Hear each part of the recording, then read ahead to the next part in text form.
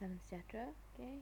Kita kembali bersama bahagian yang kedua untuk chapter 4. Okay. Untuk 555 timer, kita akan sambung dengan dua lagi operating mode untuk 555 timer. Okay. Kita mulakan dengan mode yang ketiga, iaitu bistable mode. Jadi kalau untuk mono, mono stable, di mana kita gunakan di mana monostable menghasilkan satu pulse. Bistable juga menghasilkan satu pulse, tetapi berbeza dengan monostable, di mana untuk monostable kita mempunyai one stable state. Bistable mempunyai two stable states.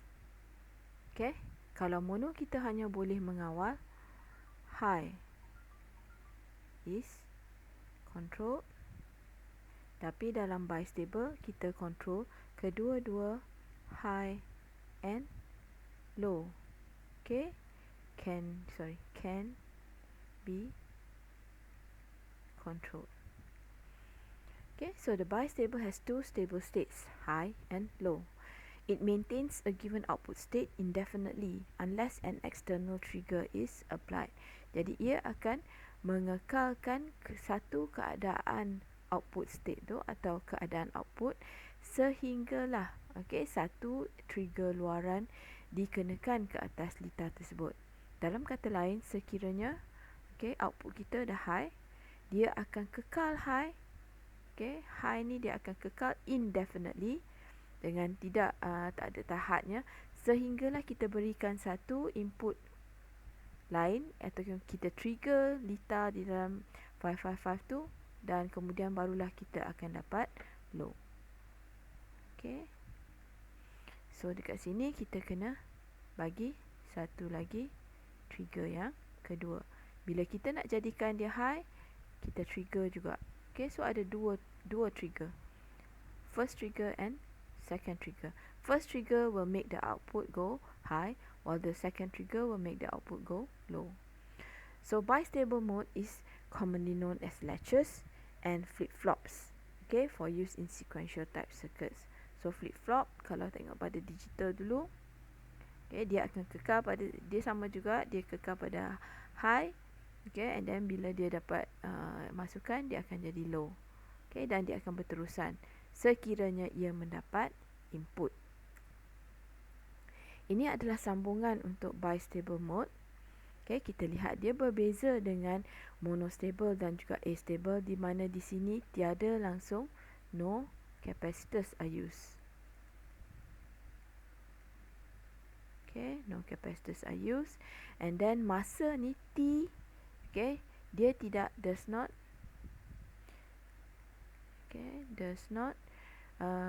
dia tidak bergantung atau does not depend on R or C values. Dia tidak bergantung kepada nilai R dan C.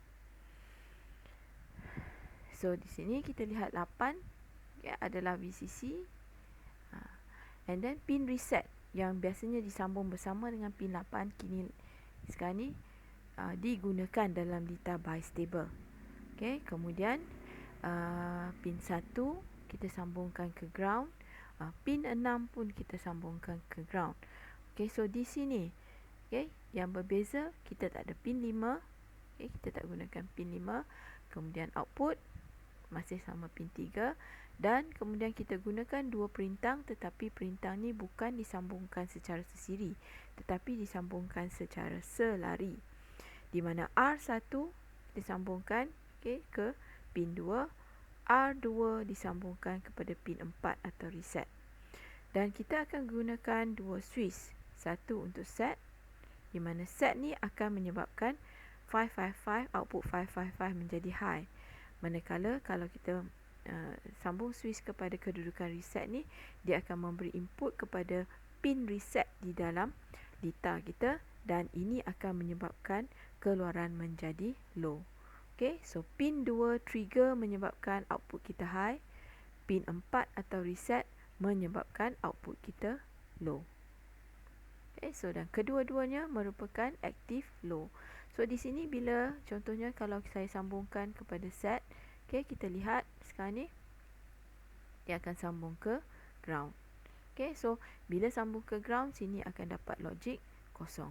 Bila yang ni logik kosong, maka trigger akan on. Okay, dan switch di sini kita gunakan jenis switch yang change over, di mana dia hanya boleh berada pada satu kedudukan sahaja. Okay, sama ada set atau reset, dia tak boleh dua-duanya.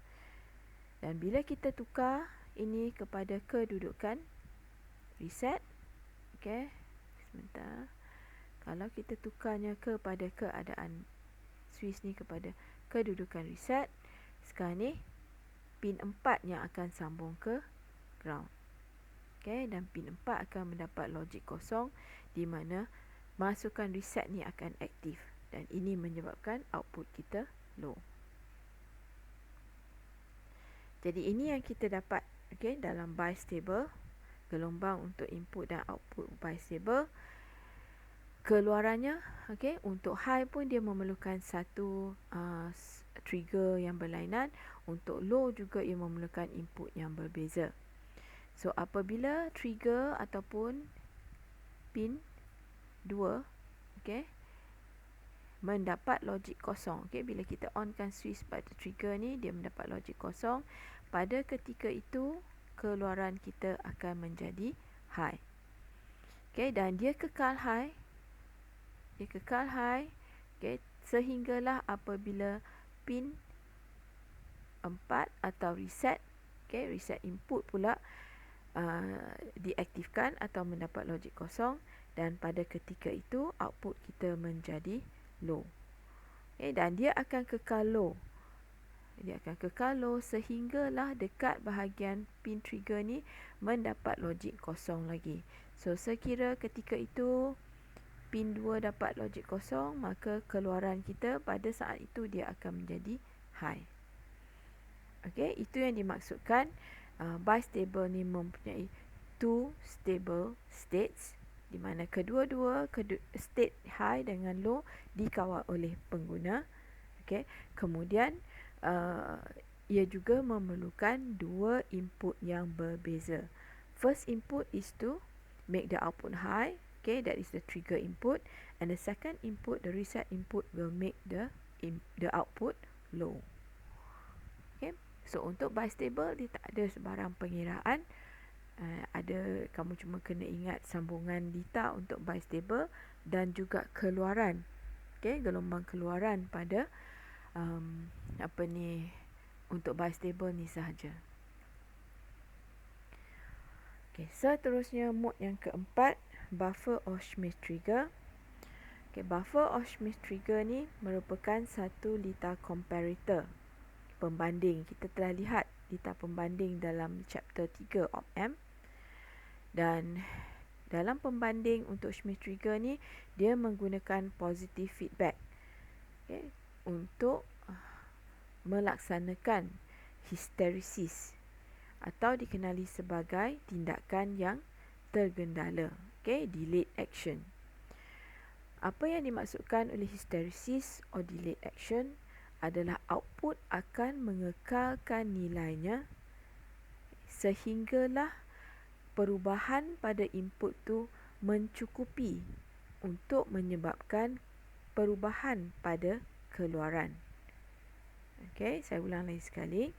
Hysteresis atau tindakan tergendala adalah kebolehan untuk output, bahagian output, mengekalkan nilainya. Kalau dia dalam high, dia akan kekal high, okay, sehinggalah perubahan di dalam bahagian masukan mencukupi, okay, sufficient, mencukupi untuk menyebabkan perubahan pada bahagian output. Maksudnya sebarang nilai yang tak mencukupi, okay, dia tak sampai ke tahap yang tertentu, dia tidak akan mengganggu keluaran. Dia sampai satu tahap baru dia berubah.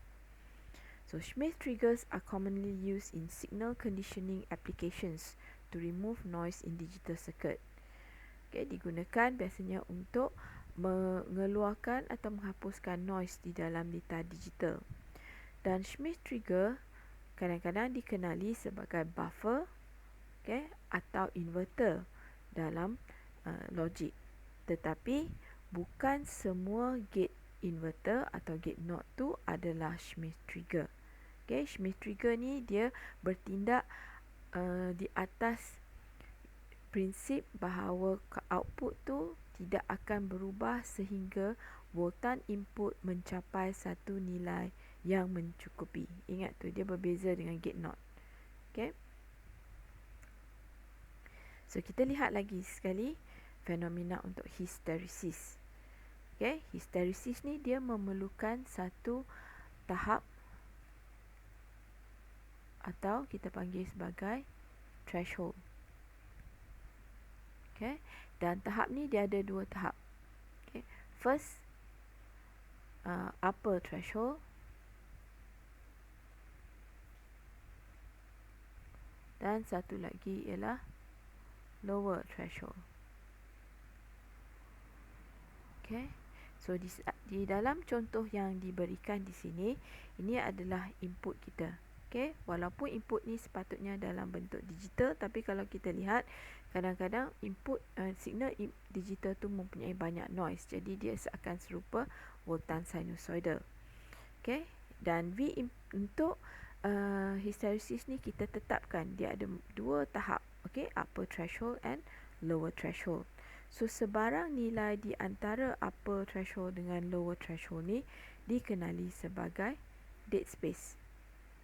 Dead space di mana tiada sebarang perubahan akan berlaku pada output kita walaupun input kita tengah berubah.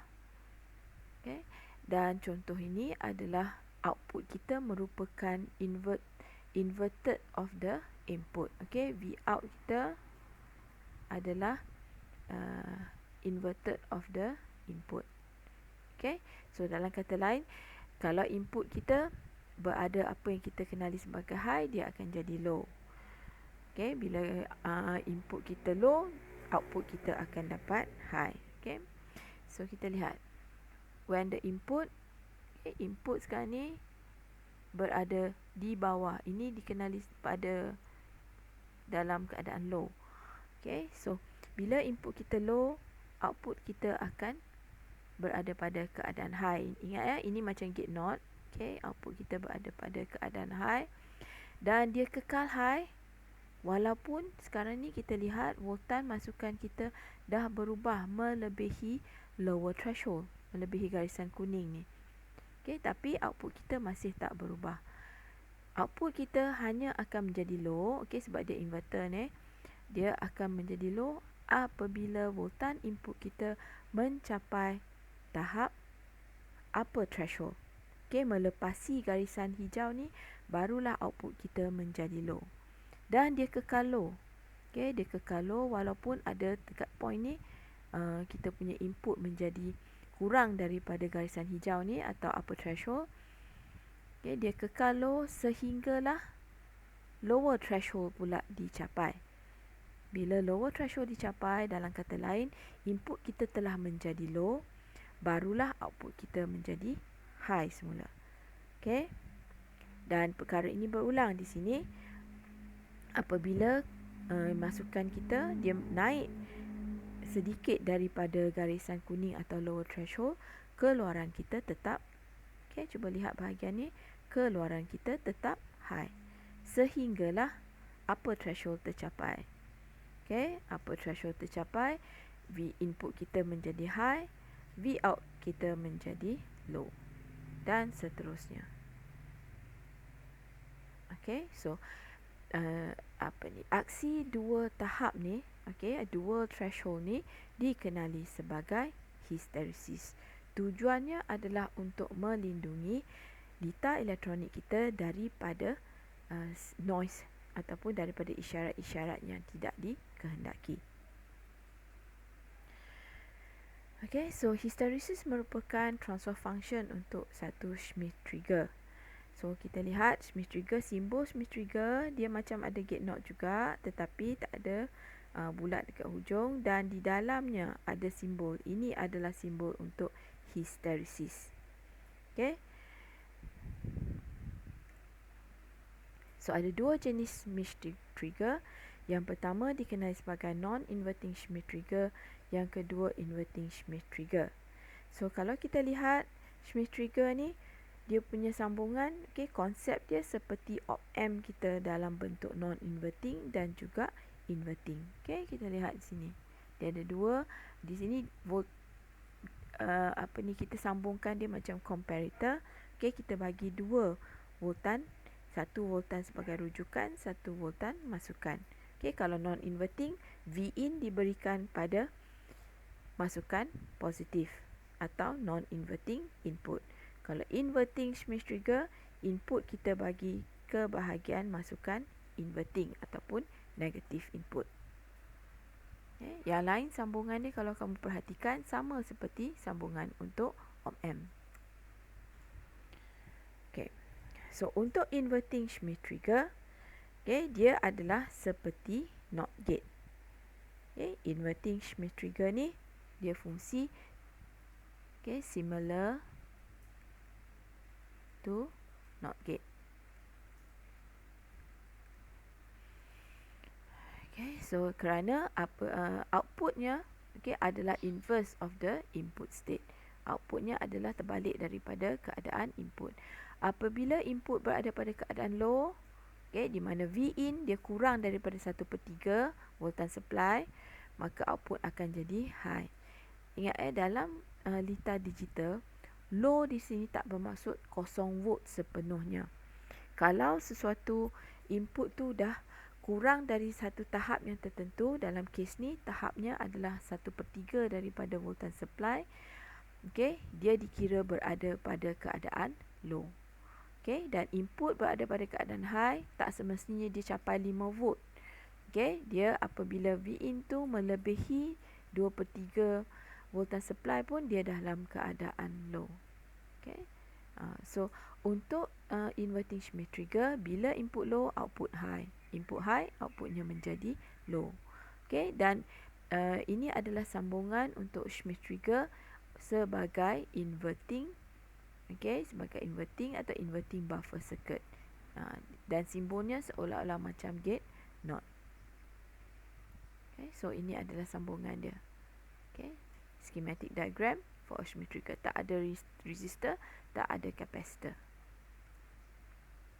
Next kita ada inverting Schmidt trigger.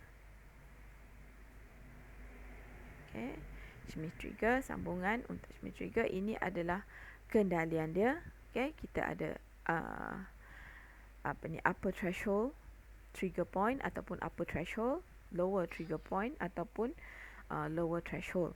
Okay, dan ingat gate inverting Schmidt trigger macam gate NOT, input opposite, the output is the opposite of the input. Okay, bila input mencapai upper threshold point, okay, output akan menjadi low. Bila input, okay, berkurangan sehinggalah dia mencapai lower trigger point, output kita akan menjadi high. Okay, dan dia kekal high sehinggalah upper threshold point ni dicapai lagi sekali. Bila input berada, kalau dekat sini ni dia dalam high, di bawah daripada LTP barulah dia low. Okay, ini untuk input. So bila dia mencapai lebih daripada upper threshold point, barulah dia akan menjadi low. Dia kekal pada keadaan low tu. Okay, walaupun sekarang ni kita tengok voltage input kita berkurangan, bawah daripada garisan tu pun dia masih kekal low. Okay, sehinggalah dia turun sehinggalah mencapai nilai LTP atau lower trigger point. Okay, so ini yang kita dapat dalam inverting Schmidt trigger. So untuk non-inverting Schmidt trigger, okay, non-inverting maksudnya V-in, V-out kita, okay, logic of V-out is equivalent to V-in. Maksudnya kalau V in kita high, okay, V out kita juga akan menjadi high. Okay, dan kalau V in kita low, V out kita juga menjadi low. So kita lihat untuk sini. Okay, kita lihat bila V in berada di bawah upper trigger point, keluaran kita berada pada keadaan low. Once upper trigger point atau upper threshold ni tercapai, output kita menjadi high.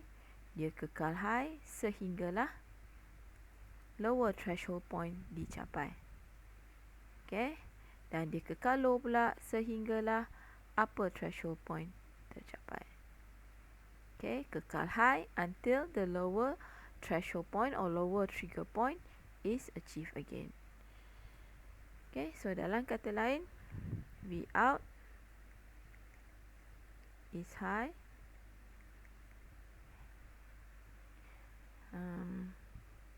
at UTP. Okay, apabila ataupun kita katakan when V in is more or equivalent to upper trigger point or upper threshold point. Okay, and stays high until V in lower trigger point. Okay, dan dia akan kekal high selagi V in kurang daripada lower trigger point. And then lepas tu V out is low when V in is less or equivalent to lower trigger point atau lower threshold, and stays low until V in is more or equivalent to upper trigger point atau upper threshold. Okay, so ini kegunaan Smith trigger.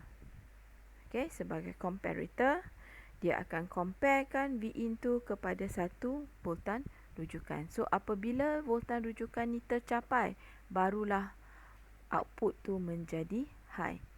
Okay, ataupun ini yang akan dihantar kepada, this is the signal that will be sent to internal circuit.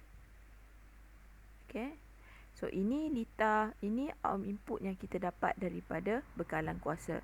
Okay, tapi yang kita nak hantar kepada lita dalaman sesuatu lita elektronik, ini. So ini adalah, kita nampak ini adalah gelombang yang bersih. Dia akan menjadi high hanya apabila nilai itu mencapai lebih tinggi dari voltan rujukan, dan dia kekal high selagi voltan rujukan yang lower point ni tidak tercapai. Okay, so if the input signal is noisy, the output can make many undesirable transitions each time the signal crosses through the reference level.